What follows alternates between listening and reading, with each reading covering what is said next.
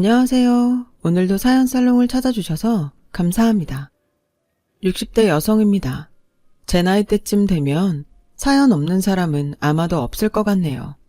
그만큼 인생이 마음처럼 그리고 생각처럼 사라지지는 않는 거겠죠. 저도 예전에 그리고 얼마 전까지 사는 게 왜 이렇게 내 마음 같지 않고 힘들까 하며 신세한탄을 하곤 했어요. 저는 형제 많은 집에 장녀로 태어났어요. 장녀는 살림 미천이라고 하죠. 그래서인지 집안의 가장 큰 어른인 할머니도 그렇고 친정 부모님은 저에게 그렇게 집안일과 밭일, 그리고 동생들 돌보는 일을 아주 당연하게 시키셨어요. 그러면서 저는 딸이라 시집가면 남의 집 식구가 된다며 학교에도 잘 보내주지 않으셨는데요. 할머니와 아버지는 제가 학교에 가면 육성회비를 내야 하니 그 돈이 아깝다고 대놓고 말씀하실 정도였죠. 제가 장녀로 태어나고 싶어 그런 게 아닌데 어린 마음에 저는 저의 처지가 싫고 억울했어요.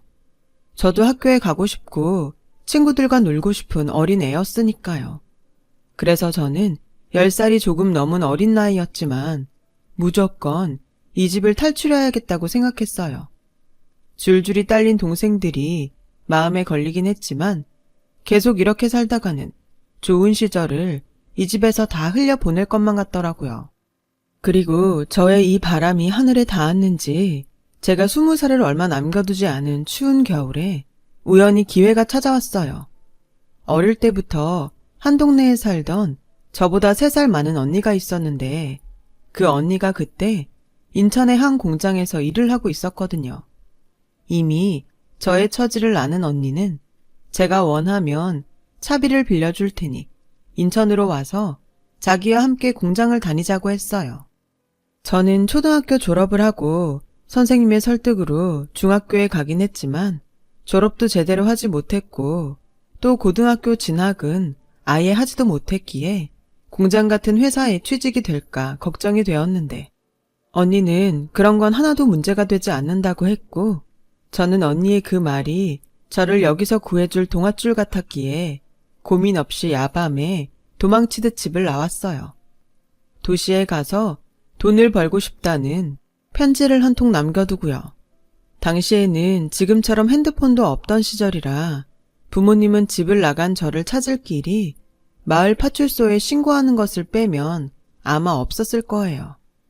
그래서인지 몇 년이 흘러도 집에서 저를 찾는다는 소식은 들려오지 않았어요.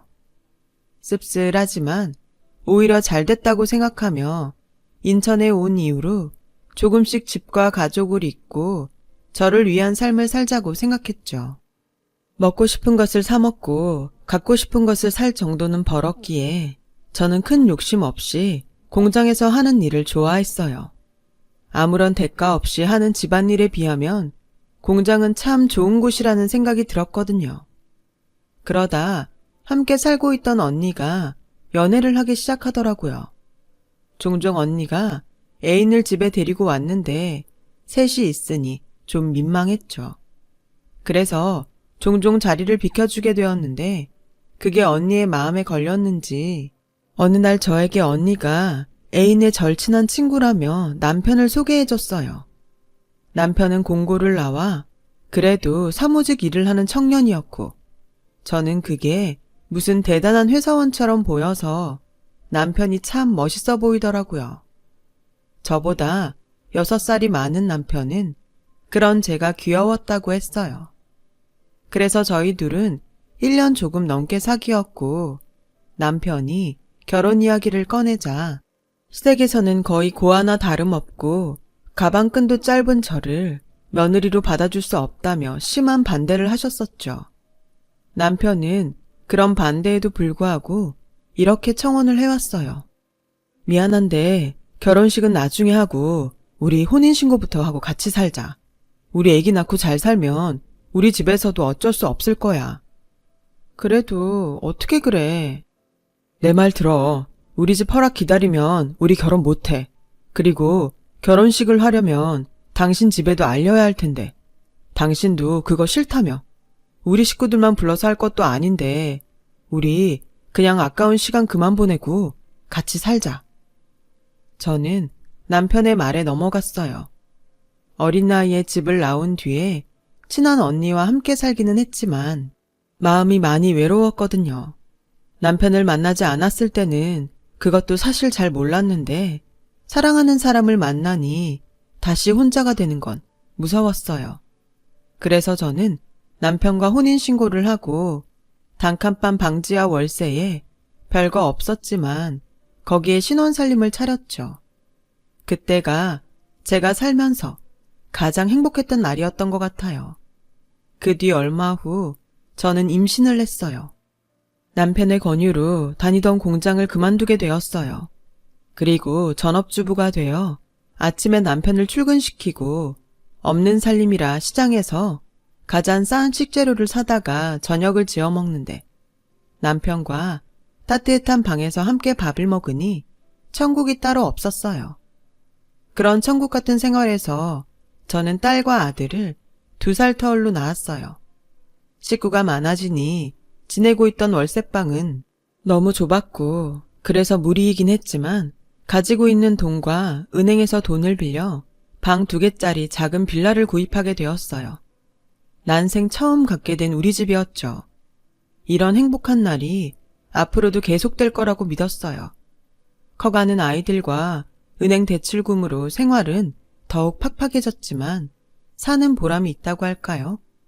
이게 행복이지 별거 있나? 하는 만족감으로 또 늘 감사한 마음으로 살았어요. 남편이 약속한 결혼식도 잊어버린 채요. 하지만 너무 행복해서 누군가 셈이 났을까요?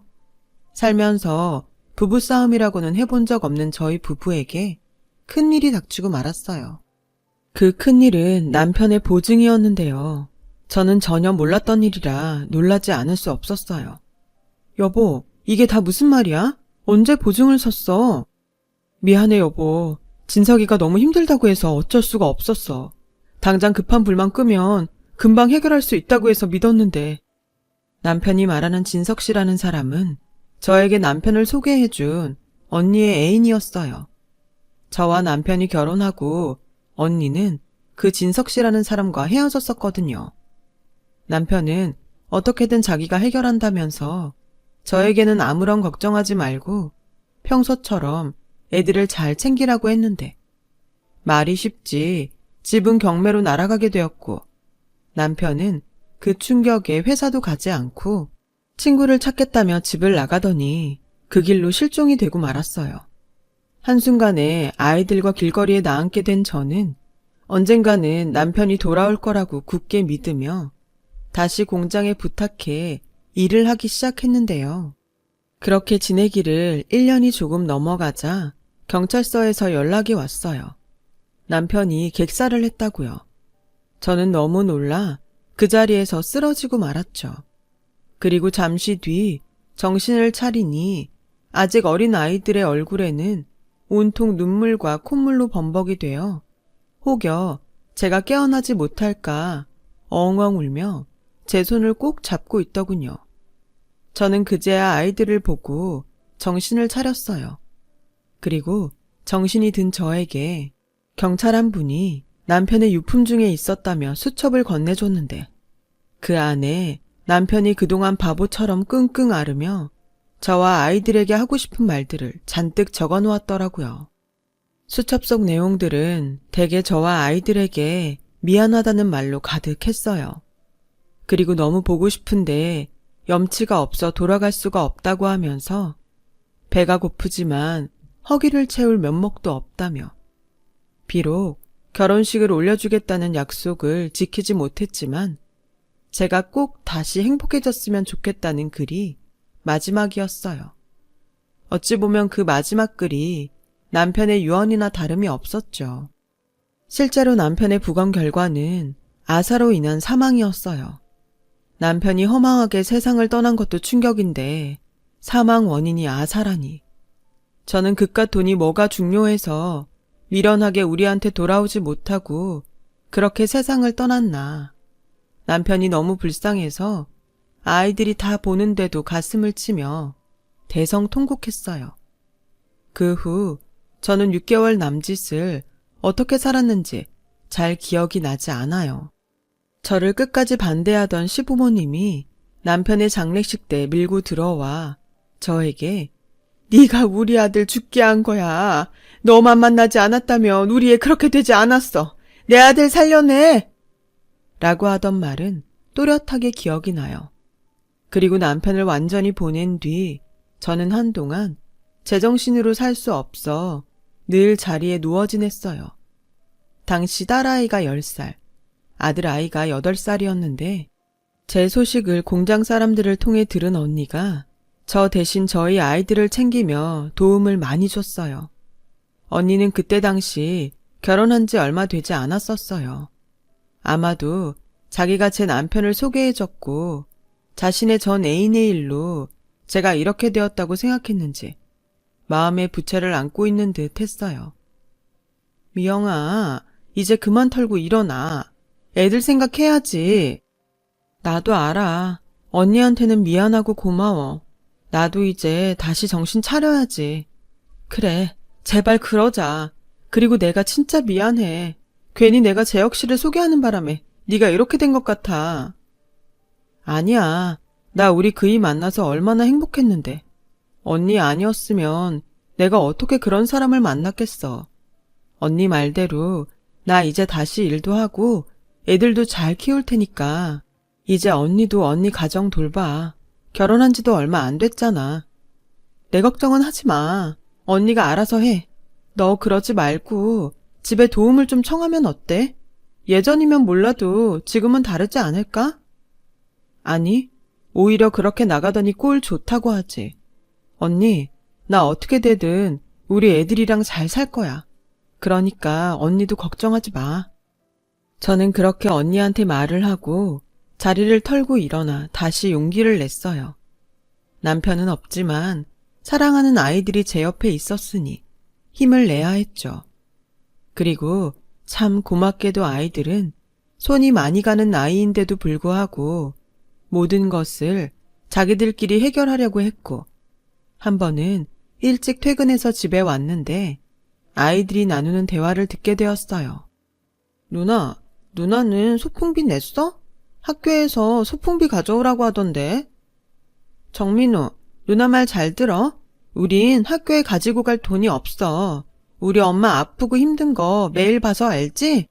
소풍날 우리는 우리끼리 뒷산으로 소풍 가자. 누나가 도시락도 싸줄게. 우와, 진짜? 와, 신난다. 그럼 그날 누나가 도시락도 싸주고 나랑 밖에서 하루 종일 놀아주는 거야? 숙제도 안 하고? 그래. 그러니까 엄마한테는 아무 말 하지 마. 알았지? 밖에서 그 말을 듣는데 어찌나 눈물이 나는지요. 그래서 그 다음날 공과금 내려고 따로 빼놓은 돈으로 아이들 소풍비를 주었어요. 제가 소풍비를 주자 아이들은 많이 놀란 얼굴이었지만 저는 웃으면서 이렇게 말했죠. 니네 소풍 가는데 왜 엄마한테 아무 말도 안 했어? 완전 서운하다. 장난처럼 아이들에게 말을 했어요. 아이들은 잠깐 어리둥절한 표정을 짓더니 곧 딸아이가 마음의 짐이 사라졌는지 아니면 소풍을 갈 수 있다고 생각해서 기뻤는지 방긋 웃으면서 학교로 뛰어가더라고요. 아들도 지 누나를 따라서 신이 나서 뛰어가고요. 그 모습을 보는데 저는 아이들에게 미안한 마음에 또 왈칵 눈물이 쏟아졌어요. 그리고 너무 빨리 크지 않았으면 좋겠다고, 너무 빨리 철이 들지 않았으면 좋겠다고 생각했는데 아이들은 저의 마음과 다르게 빨리 컸고 철도 금방 들었죠. 그렇게 청소년이 되고부터는 사춘기가 시작된 딸은 뭐든 자기가 알아서 한다며 저에게 도움을 청하지 않았어요. 남들은 대견하다고 했지만 저에게 의지하지 않으려는 딸을 보면 저는 속상했죠. 공부 욕심이 제법 많았던 딸은 자주 저에게 앞으로 자기 인생은 자기가 알아서 할 테니 저에겐 신경 쓰지 말라고 말을 했어요. 그에 비해 아들아이는 고등학교에 들어가서도 살가운 구석이 많았는데 딸은 마치 자기가 성공해야 우리 집이 편하게 살 수 있다고 생각하는지 누가 지라고 하지도 않은 가장의 무게를 혼자서 지려고 했어요. 지혜야, 엄마는 우리 딸한테 바라는 것이 없는데 왜 그렇게 무리를 해? 공부든 뭐든 엄마는 네가 힘들지 않았으면 좋겠어. 엄마, 나는 성공해서 잘 살고 싶어. 엄마한테는 미안하지만 나는 지금이 별로 행복하지 않아. 다른 애들이랑 자꾸 비교되고 그래서 어쩐지 나는 손해보는 것 같아서 짜증난단 말이야. 그래도 엄마한테 짜증내면 안 된다는 건 알아서 참고 있는 거야. 그러니까 엄마, 나 건들지 마. 엄마가 욕심이 없는 거지. 나는 모든 게 다 욕심나. 셈이 나서 미치겠어. 저는 딸아이의 말을 듣고 참 미안했어요. 딸에게는 저와 같은 장녀의 무게를 지어주지 않겠다고 생각만 했지, 딸의 마음을 거기까지는 헤아리지 못했던 것이 그날은 한 번에 밀려왔거든요. 그래서 저는 딸이 얘기한 대로 최대한 딸을 배려했어요. 이 시기가 지나고 딸이 어른이 되면 괜찮아질 거라고 믿었죠. 하지만 욕심 많은 딸은 계속 손에 넣지 못한 것을 보더라고요. 더 위가 있다면 그 위에 올라가야 한다는 생각에 더욱 자기 자신을 몰더라고요. 그리고 고3 수능을 마친 딸은 자기가 바라던 대로 서울 법대에 들어갔습니다. 제가 그동안 모아놓은 돈과 신용대출을 받아 우선은 무사히 대학 입학금을 해결할 수 있었어요. 물론 아직 고등학생인 아들이 있고 대출금을 갚아야 했기에 생활은 더 많이 어려워졌지만 그때 당시는 딸이 원하는 것을 제가 해줄 수 있다는 기쁨이 더 컸던 것 같아요. 하지만 대학에 들어간 딸은 계속 뭐가 불만이고 짜증인지 저와 지 동생에게 차가웠고 장학금을 받아 등록금 걱정을 덜어주겠다고는 큰 소리는 쳤지만 워낙에 공부 잘하는 사람들만 모인 그곳에서 장학금을 받기란 쉽지 않은 것 같더군요. 그래서 딸은 과외 아르바이트를 시작했어요. 처음엔 학비 때문이었지만 과외비가 웬만한 사회 초년생들의 월급만큼은 되더라고요. 아들도 수능을 마치고 경기도에 있는 4년제 대학에 들어가게 되었는데 아들 학교 입학금을 모두 준비하지 못했어요. 엄마, 나 괜찮아. 군대 먼저 갔다가 군대에서 공부하고 다시 시험 쳐서 더 좋은 대학에 가면 돼. 나도 누나처럼 엄마한테 손 안 벌리고 대학 다닐 테니까 엄마는 아무 걱정 말아요. 민우야, 엄마가 미안해. 엄마가 좀 더 벌이가 좋았다면 니네들 고생 안 시키는 건데. 누나, 고마워. 누나 진짜 짱이야. 내가 평생 누나한테 잘할게. 아들은 지 누나가 준 돈을 받고 기분이 좋아서 방방 뛰었어요. 딸이 고맙기도 하고 미안하기도 해서 아무 말도 하지 못했는데 딸은 그런 저에게 할 말이 있다며 처음으로 딸과 술자리를 가졌어요. 좋다. 이렇게 우리 딸이랑 술도 마실 수 있네. 엄마, 나 있잖아. 대학 졸업하면 결혼할 거야. 뭐? 결혼? 응. 지금 나 가야 하는 집에 나보다 3살 많은 남자가 있는데 사실 만난 지 좀 됐어. 아무리 그래도 너 나이가 몇인데 그냥 좋게 만나다가 나중에 사회인 되고 해. 그게 나 로스쿨에 가고 싶은데 결혼하면 그 집에서 학비랑 다 대준다고 해서. 뭐? 너 지금 결혼하고 싶은 이유가 돈 때문이야? 꼭 그런 건 아니고 나 지금 만나는 오빠 사랑해. 그리고 그 집에서는 내가 결혼만 해주면 뭐든 다 해주시겠다고 하고 이렇게 좋은 일이 어딨어. 아무리 그래도 그렇게 결혼하는 건 아닌 것 같다. 엄마, 현실을 생각해. 엄마 지금도 그때 빌린 내 대학 입학금 갖고 있잖아. 그리고 민우 생각은 안 해? 나 지금처럼 로스쿨 가서 과외하고 학비 마련할 시간 없어. 아무리 생각해도 이건 좋은 기회고 난 이 기회를 놓치고 싶지 않아. 나 성인이잖아, 엄마. 우리 모두를 위해서 나 이 결혼 꼭 하고 싶어. 나도 그 오빠 좋아, 진짜. 아, 정말. 이런 소리를 듣는데 어떤 부모가 억장이 무너지지 않을까요? 자기는 좋아서 하는 결혼이라고 하지만 저는 그게 다가 아닌 것 같고 그래서 대학 졸업할 때까지 생각을 해보겠다고 했어요. 그리고 만난다는 그 남자를 한번 보자고 했는데, 안녕하세요. 차진표라고 합니다. 지혜한테 이야기 듣고 많이 놀라셨다는 얘기는 들었습니다. 저도 그렇고 저희 부모님이 지혜가 아깝고 예뻐서 빨리 시집 왔으면 하시는 거예요.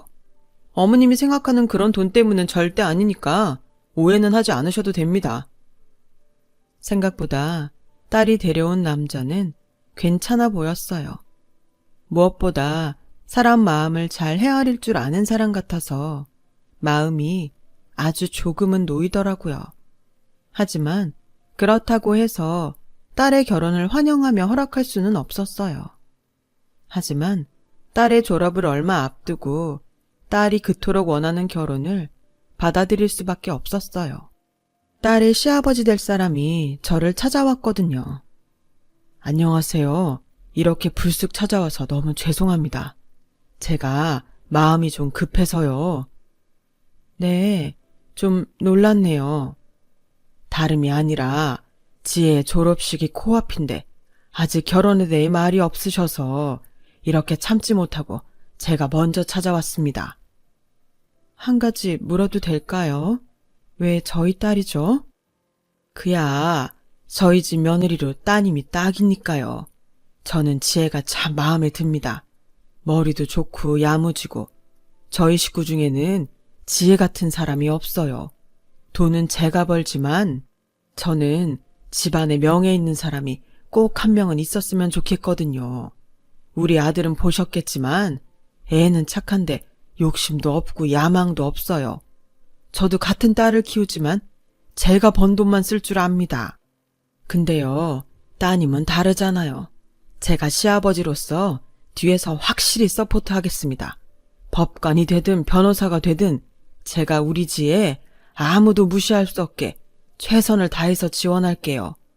듣자 하니 어머님 혼자 힘드실 텐데 그 짐 저랑 같이 드시죠. 이대로 지혜가 로스쿨에 가지 못하면 너무 아깝잖아요. 그래도 결혼이라는 게 이런 식으로 하는 건 아니잖아요. 이런 말 창피하지만 아이 학비 때문에 어쩔 수 없이 시키는 결혼이라는 것이 저는 정말 내키지 않습니다. 학비 때문이 아니라 제가 그리고 제 아들이 따님을 놓치기 싫어서 부탁드리는 겁니다. 결혼만 허락해 주신다면 저와 우리 아들이 따님 공주처럼 여왕처럼 편히 떵떵거리며 살게 해줄 거예요. 똑똑한 따님이 저희 집 돈까지 얹으면 얼마나 높이 올라가겠습니까? 결혼에 필요한 돈도 제가 다 내겠습니다. 따님은 훌륭하게 키워주셔서 감사하니까요. 그때 당시 딸의 로스쿨 때문에 돈을 이리저리 빌리려 고생하던 때였어요. 상황이 그런 가운데 딸과 결혼하겠다는 사람도 딸의 시아버지 될 사람도 모두 한결같이 우리 딸이 좋다고 하고 또 공주처럼 여왕처럼 살 수 있게 해준다는 그 말이 참 어처구니 없게도 제 마음을 움직이게 했어요. 우리 딸이 공주라니. 제가 해줄 수 없는 것들을 그 집에서는 해줄 수 있다고 했으니까요. 그래서 딸은 졸업을 얼마 앞두고 급히 결혼식을 올렸어요. 물론 비용도 모두 딸의 시댁에서 댔고 딸은 시댁이란 날개를 달고 돈 걱정 없이 하고 싶은 공부를 마음껏 하고 또 사돈의 말처럼 그 집에서 좋은 대접을 받고 사는 듯 보였죠. 엄마, 누나 행복해 보인다. 그러니까 이제 누나 걱정 그만해. 솔직히 잘 됐지 뭐. 누나는 누나가 바라는 대로 살 테니까 엄마도 이젠 좀 편하게 살아. 그래도 딸 자식을 시집 보냈는데 엄마 마음이 편하진 않지. 그래? 그럼 내가 빨리 장가를 가면 엄마 마음이 좀 나을까? 뭐? 농담이야. 누나가 그랬어. 자기는 이제 더 행복하게 살 거라고. 행복하게 살 길만 남았다고. 그러니까 우리도 행복하게 살자. 딸이 바라는 행복. 저는 결혼식 내내 방긋방긋 웃는 딸을 보고 아들의 말처럼 이제 그만 걱정과 염려를 내려놓기로 했어요. 만약 끝까지 안 된다고 반대를 했어도 현실적으로 로스쿨 학비를 댈 능력이 저에겐 없었고 그 원망과 후회를 감당할 자신도 저는 없었거든요. 하지만 단 한 가지 걸리는 것이 있었어요. 결혼식 내내 뭔가 못마땅한 얼굴을 하고 있는 안싸돈 때문이었죠. 혹시라도 제 딸이 마음에 들지 않아 시집살이라도 시키면 어쩌나 걱정이 되더라고요. 엄마, 아니야. 시어머니 표정이 원래 그래. 그리고 나는 학교 가고 시험 준비하고 시어머니랑 부딪힐 시간도 없어. 그리고 집안일 좀 하려고 하면 시아버지가 공부할 시간도 없는데 무슨 일을 하냐며 아주 난리야. 엄마, 나 정말 행복해. 그러니까 이제 엄마는 내 걱정 그만하시고 일도 쉬엄쉬엄 해요. 내가 성공해서 매달 생활비 보내줄게. 됐어. 그래도 며느리는 며느리야. 아무리 시아버지가 잘해주셔도 절대 기고만장하면 안 된다. 시어머니한테 잘하고. 알았지? 저는 단 한 번도 인정받지 못한 시댁이었는데 그런 제가 딸에게 그런 당부를 시킨다는 것이 좀 웃기긴 했지만 내 자식이 누군가한테 흠잡히지 않고 살길 바라는 것이 부모 마음이라고 저는 딸과 통화를 할 때면 꼭 그런 당부의 말을 했어요. 그렇게 4년 후에 딸은 로스쿨 졸업을 무사히 마쳤고 대형 로펌에 취직을 해서 일을 하고 있었어요. 당연히 자랑스럽고 또 딸의 시댁에 감사한 마음뿐이었죠. 딸이 결혼하는 과정에서 시댁의 도움을 많이 받기도 했고 공부에 여념도 없을 때라 어쩐지 딸에게 집에 한번 오라는 소리를 편하게 못하겠더라고요. 그래서 4년 동안 딸의 얼굴을 본 게 10번이 채 되지 않았어요. 명절과 어버이날 또는 생일에도 딸을 제대로 볼 수 없다는 것이 제 마음을 아프게 했습니다.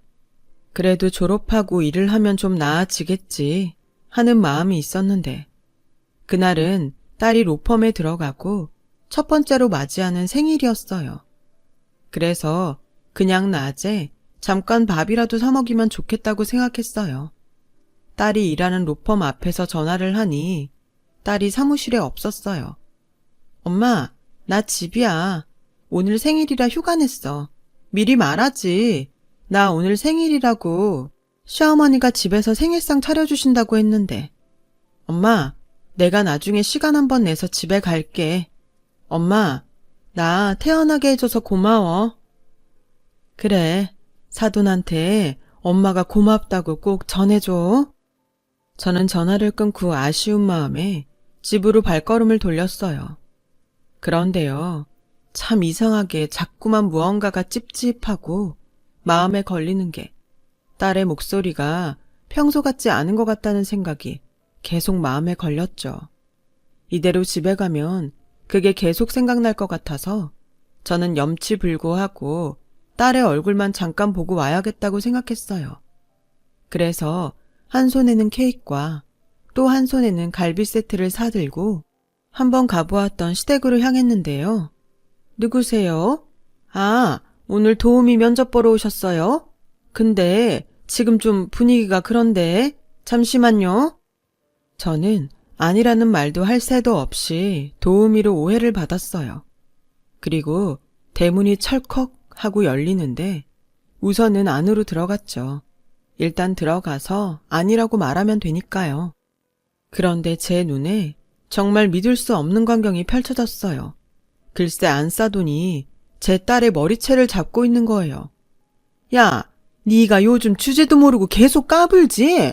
네 시아버지가 이쁘다 이쁘다 하니까 지가 진짜 이쁜 줄 알아? 넌 그냥 우리 집에 필요한 간판일 뿐이야. 막말로 네가 내세울 게 뭐가 있어? 구질구질한 친정? 돈도 없어서 중간에 엎어질 거 거지처럼 우리 돈 받아서 공부한 주제. 너 그거 모르지? 우리 남편이 너 며느리로 삼고 싶었던 이유는 딱 2가지야. 첫째, 내가 이렇게 널 취업해도 넌 아무런 백도 없잖아. 그리고 둘째, 우리 집 문제라 우리 애 사고 친 거. 그거 잘 덮으라고. 근데 뭐? 너 내 딸한테 죄를 지었으면 죄값을 치르라고 했다면서. 이게 아주 그 입 내가 찢어버려줘? 집안이 쩌렁쩌렁하게 울리게 제 딸을 몰아붙이더니 내 딸 뺨까지 때리는 안싸돈을 보고 저도 눈이 뒤집히더라고요.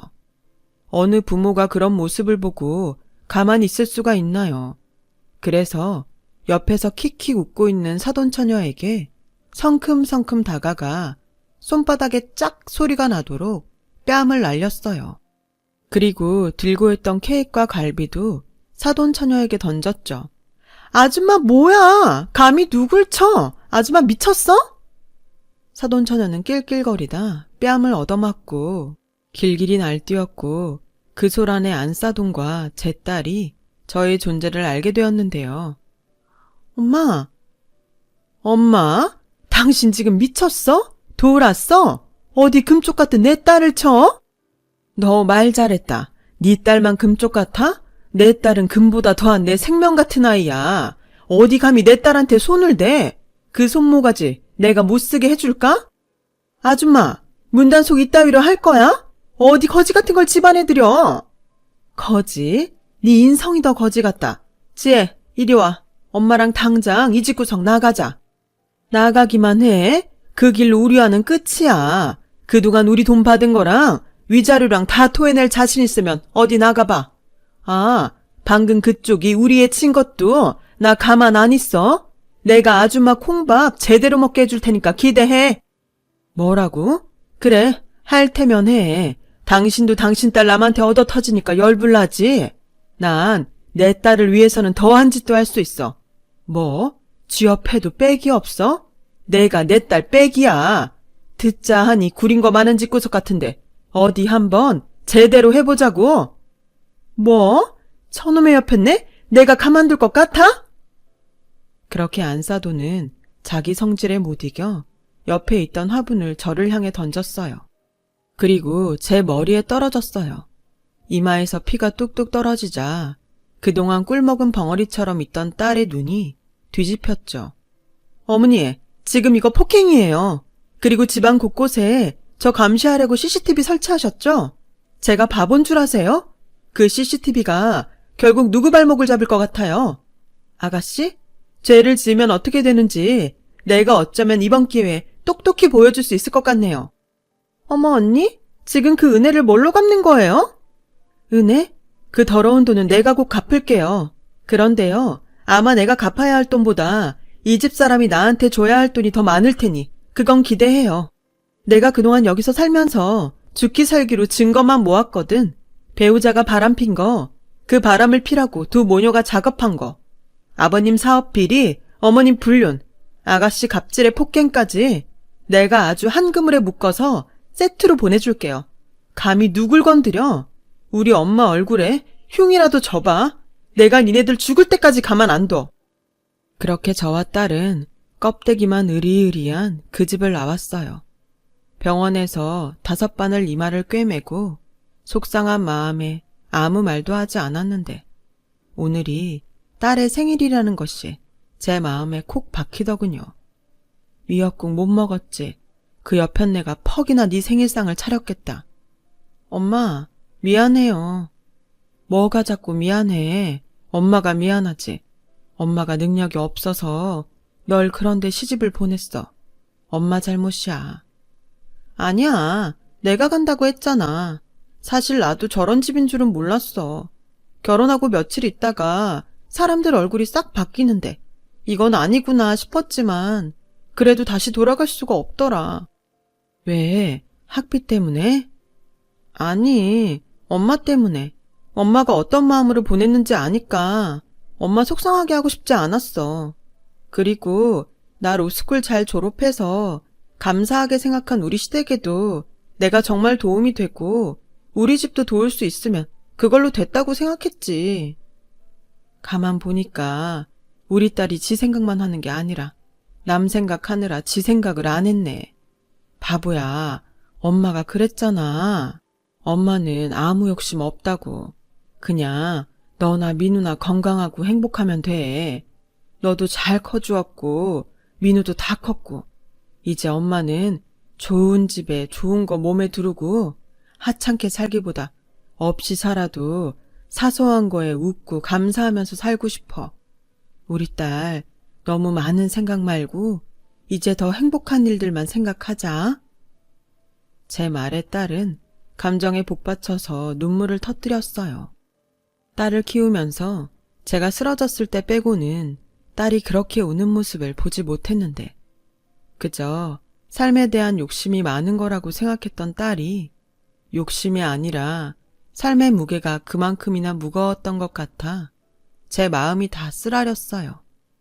그리고 3년 후 딸은 오랜 시간이 걸렸지만 이혼을 했고 자기가 받아야 할 것과 줘야 할 것을 야무지게 법적으로 정산을 끝냈어요. 그때 딸의 말처럼 딸은 자기가 줘야 할 돈보다 받을 돈이 훨씬 많더라고요. 그만큼 억울하고 힘들게 살았던 거죠. 저는 돈의 액수가 크면 클수록 마음이 아팠습니다. 큰 아픔이 지나면 사람이 성장한다고 하잖아요. 딸은 지금 작은 변호사 사무실을 꾸려서 돈보다는 억울한 사람들의 편에 서는 변호사가 되었어요. 그래서 일은 많고 돈은 그다지 크게 벌리지는 않는 모양인데 그 욕심이 어디로 가나요? 딸은 재판이면 재판, 싸움이면 싸움, 지는 법이 없는 그 동네에서 유명인사가 다 되었어요. 재판에서 이기고 온 날은 딸이 그렇게 행복해할 수가 없습니다. 그 모습을 보면 제가 다 뿌듯하더라고요. 그리고 한때는 사돈이었던 그 집안에 문제였던 딸 때문에 호된 일들을 겪고 있다는 소식을 들었어요. 딸도 그렇겠지만 저도 역시나 싶은 생각이 들더군요. 최고의 복수는 나의 행복이라고 우리 예쁜 딸 이제 더 행복한 삶을 살아가길 바랍니다. 지금까지 제 사연 들어주셔서 감사합니다. 모든 분들이 행복하시길 바라면서 저는 이만 마칠게요. 고맙습니다. 여러분, 사연 댓글에 응원과 현명한 조언 부탁드려요. 좋아요와 구독은 저에게 큰 힘이 됩니다. 오늘도 좋은 일 가득하세요.